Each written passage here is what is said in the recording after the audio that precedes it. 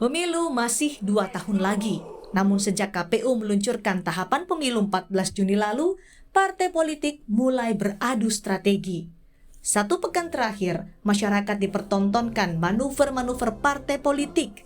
Petinggi partai politik saling bertemu, silaturahmi katanya. Namun tak bisa dielakkan, yang terlihat adalah manuver saling mencari kawan koalisi agar tak ketinggalan sekoci di pemilu 2024. Dimulai dari pembentukan Koalisi Indonesia Bersatu yang terdiri dari Partai Golkar, PAN, dan P3.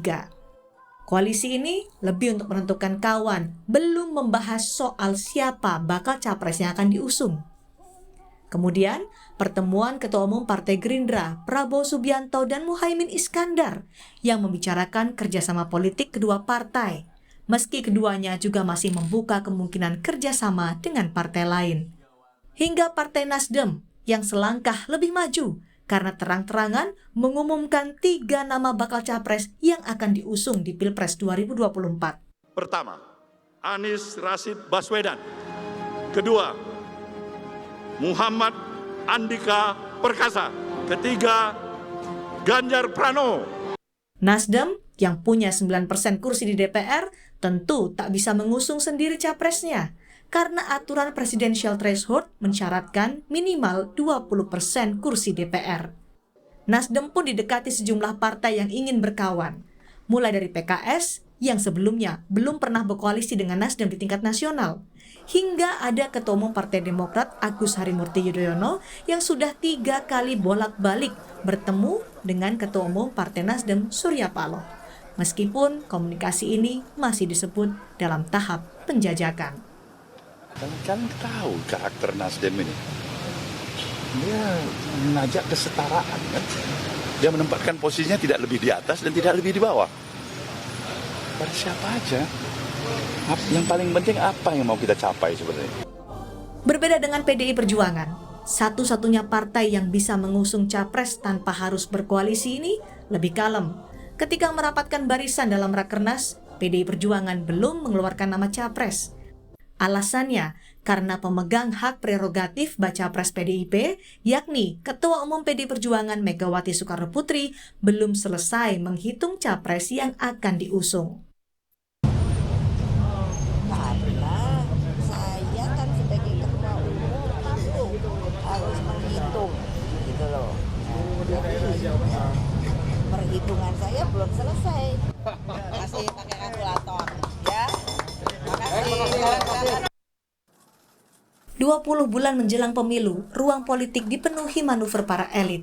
Tapi harus diingat, memilih pemimpin tidak boleh melupakan peran dan suara rakyat sebagai pemegang kekuasaan tertinggi di negara demokrasi. Selamat datang di catatan Kompas TV. Manuver elit politik adalah penjajakan untuk menimbang kemungkinan terbentuknya koalisi. Memang, parpol perlu berkoalisi untuk dapat mengusung presiden di pemilu 2024. Sebagaimana dengan bunyi pasal 222 Undang-Undang Nomor 7 Tahun 2017 tentang pemilu.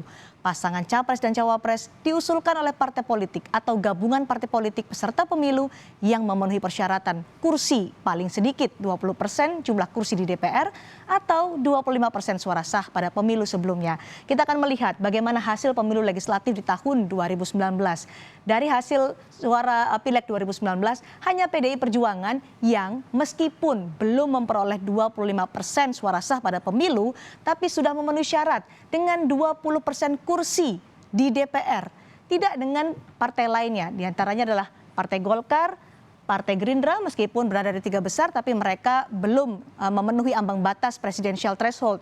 Begitu pula dengan Partai Nasdem, PKB, Partai Demokrat, dan juga PKS, PAN, serta P3. Mereka harus berkoalisi untuk bisa mengumpulkan presidensial threshold agar bisa mengusung capres dan cawapres di pemilu presiden.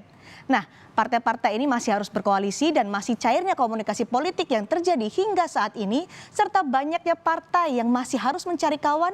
Sejauh ini diprediksi akan ada 3 hingga 4 poros koalisi di Pilpres 2024. Kita bisa bayangkan bagaimana riuhnya manuver politik menjelang 2024 nanti. Dan siapa bakal calon presiden yang punya peluang dicalonkan di Pilpres tahun 2024 memang belum terlihat.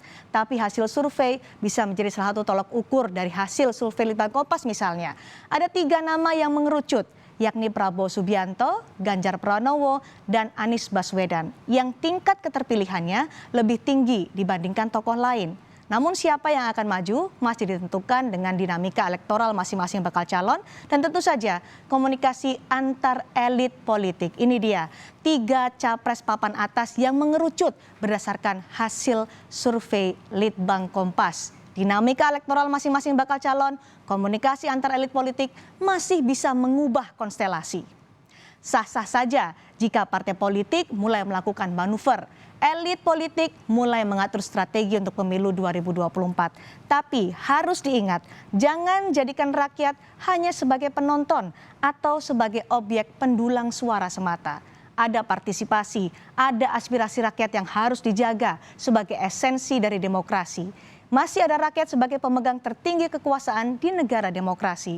Maka jangan sampai pertemuan-pertemuan elit partai politik ini terkesan membatasi urusan capres hanya urusan partai dan elit politik. Siapapun pemimpin yang dipilih harus bisa menempatkan rakyat sebagai prioritas utama. Perekonomian, akses rakyat untuk memenuhi kebutuhan dasar, kesehatan, dan pendidikan harus terjamin. Silakan bermanuver, silakan mengatur strategi, tapi pemimpin yang dipilih harus bisa membuktikan komitmen mensejahterakan rakyat seluas-luasnya, bukan hanya mengutamakan kompensasi dan kepentingan untuk pihak-pihak tertentu.